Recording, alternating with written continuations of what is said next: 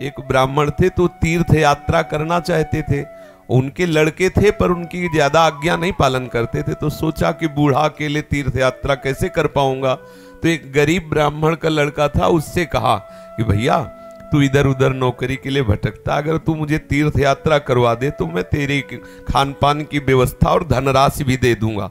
ब्राह्मण ने कहा चलो अच्छा है, आपके साथ तीर्थों का भी दर्शन होगा। तो जहां जहां जाना चाहते थे वो जवान ब्राह्मण बूढ़े ब्राह्मण को ले गया, तीर्थ दर्शन कराती हो। जब ब्रजधाम आया तो उसको बहुत बुखार आ गया, बूढ़े को।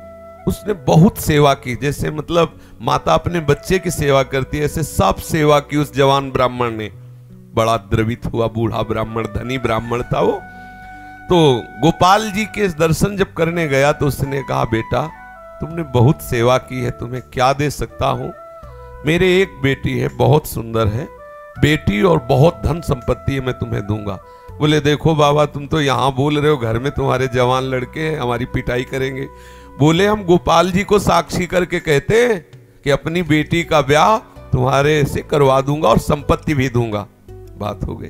तीर्थ यात्रा करवा के जब घर पहुंचा तो बूढ़े की हिम्मत नहीं कि बात कर सके लड़कों के सामने, क्योंकि बेचारा गरीब ब्राह्मण का लड़का। महीना भर सोचता रहा कि कभी न कभी तो सूचना दे, वो तो सूचना ही नहीं। तो घर गया उनके और बोला देखो बाबा आपने कहा था कि तुम्हारा, तो लड़कों ने धक्का लगाया और 2-4 थप्पड़ लगाए कि तेरी सामर्थ्य क्या है कि तू मेरी बहन से ब्याह करने की बात सोच सके। बोले नहीं बाबा ने कहा था। अब लड़कों की वो स्वरूप देख करके बाबा बदल गए। उनका हमें नहीं याद है कि हमने कुछ कहा था। अब उसने कहा अरे नहीं तुमने तो गोपाल जी के सामने कहा था। उनका हमें याद ही नहीं कि हमने तुमसे कुछ कहा है। पीट के भगा दिया। अब उस लड़के को इस बात का बुरा लगा कि तीर्थ यात्रा करके आया और कह रहा कि मुझे याद नहीं है। अब मैं अपनी तरफ से तो कहा नहीं था ब्याह करने की, और इसने हमारा अपमान भी करवाया, अब तो ब्याह करके ही रहेंगे। उसके जिद चढ़ गई। उसने पंचायत बुलाई और पंचायत में कहा कि इसने हमें तीर्थ यात्रा के लिए प्रेरित किया, तीर्थ यात्रा ले गया, मैंने इसकी सब सेवा की, इसने ठाकुर जी के सामने मेरे ब्याह की बात कही। तो बोले कोई और गवाही दो तब बात बनेगी। बोले गवाही में तो केवल हम ही और ये बुढ़ा और ठाकुर जी थे। तो बोले अब भाई गवाही तो दो में क्या, तुम जो कह रहे हो कि इन्होंने कहा वो कह रहे नहीं कहा, तो तीसरा चाहिए। तो तीसरे में तो ठाकुर जी थे। तो बोले अगर गवाही दे दें तो ब्याह हम जबरदस्ती करवा देंगे। पंचायत पहले लगती थी गांव में, जैसे होता है ना न्यायालय, तो छोटा मोटा न्यायालय समझो गांव का। पंच लोग जो निर्णय कर देते थे फिर वही होता था।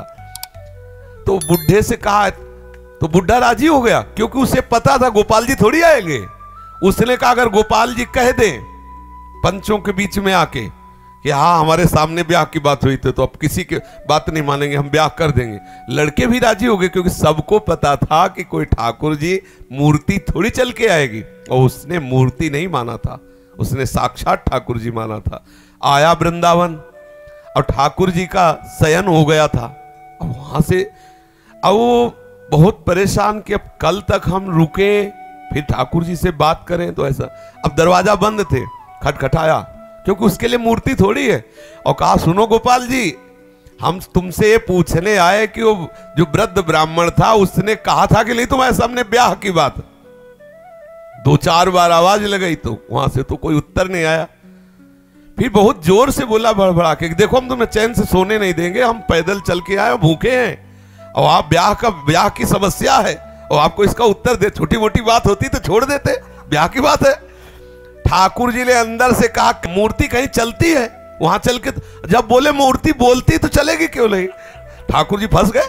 ठाकुर जी ने अंदर से कहा कि कहीं मूर्ति वहां जाके थोड़ी उड़ीसा में वहां जाके साक्षी थोड़ी देगी, मूर्ति चलती थोड़ी है। बोले महाराज जब मूर्ति बोलती है तो चलेगी क्यों नहीं। अब ठाकुर जी विवश हो गए। ठाकुर जी बाहर निकल के आए और सब सेवक लोग सुला के गए थे। समझो कितना भाव में दम है। उसने देखा बहुत सुंदर गोपाल जी साक्षात ठुमुक ठुमुक कर करके आए, नौ किशोर। बोले देखो हम चलने के लिए तुम्हारे भाव के कारण राजी तो है, लेकिन भोग राग की व्यवस्था, क्योंकि हम वृंदावन के ठाकुर, हमें तो चक माल चाहिए, हमको चना चवेना में तो रुकने वाले हैं नहीं, रबड़ी गुलाब जामुन ये सब चक्क चाहिए। तो बोले देखो कुछ रुपया तो है, अब शादी का चक्कर, इसलिए व्यवस्था तो तुम्हारी बनाएंगे ही हम। तो बोले कैसे चलोगे? बोले चलेंगे तो हम पैदल ही, आगे आगे तुम चलना, पीछे पीछे हम चलेंगे, थोड़ी थोड़ी देर में कुछ भोग लिए रहना, हमको भोग लगा देना। बोले अब हम चले और तुम आ रहे हो कि नहीं आ रहे हो ये मुझे कैसे पता चलेगा? बोले नूपुरों की ध्वनि तुम्हें सुनाई देगी, अगर पीछे मुड़ के देख लिया तो जहां से मुड़ोगे वही हम खड़े हो जाएंगे, आगे नहीं चलेंगे। बात तय हो गई, चल दिए ठाकुर जी। अब आप देखो क्या मूर्ति है। अब वो बीच बीच में भोग लगाता हुआ जब अपने गांव के नजदीक पहुंचा तो सोचा केवल नूपुरे बज रहे हैं कि आ भी रहे हैं। मुड़ के देखा तो ठाकुर जी खड़े। बोले चलो, बोले अब नहीं, अब सबको लिवा के यहीं लाओ क्योंकि हमारा तुम्हारा वादा था। तो बोले कोई बात। गांव में दौड़ता हुआ गया, सबसे हल्ला मचा, वृंदावन के ठाकुर पधारे साक्षी देने के लिए। अब तो भीड़ इकट्ठा हो, साक्षात ठाकुर। अब सब पंच आ गए, तो अब पंचों के सामने बुढ़े को कुछ बोलने की हिम्मत नहीं रही। ठाकुर जी ने सबके सामने उस भक्त की वचन रक्षा के लिए बोले और कहा हमारे सामने का ब्याह हुआ। अब आप सोचो, अगर ये कोई बात सतयुग की नहीं है, ये बात सतयुग की नहीं है, ये कलयुग की ही बात है। हमारी श्रद्धा, हमारा विश्वास जैसी हम भावना, अगर ठाकुर को मान लिया कि मूर्ति है तो मूर्ति ही रहेंगे, अगर मान लिया कि हम भले नहीं समझ पा रहे लेकिन हमारे ठाकुर है तो एक दिन वो समझा देंगे कि वो ठाकुर है। जो छवि हम देख रहे हैं, राधा बाबा के पास भी ऐसी छवि थी। तो राधा बाबा से ठाकुर जी बात करते थे, ठाकुर जी मुस्कुराते थे और हमारे सामने छवि, क्योंकि हम उन्हें फोटो मानते हैं। कभी फोटो और ये बात ना माने कि मूर्ति वो साक्षात है, ऐसी भावना करे तो अनुभव में आने लगेगा कि ठाकुर साक्षात है।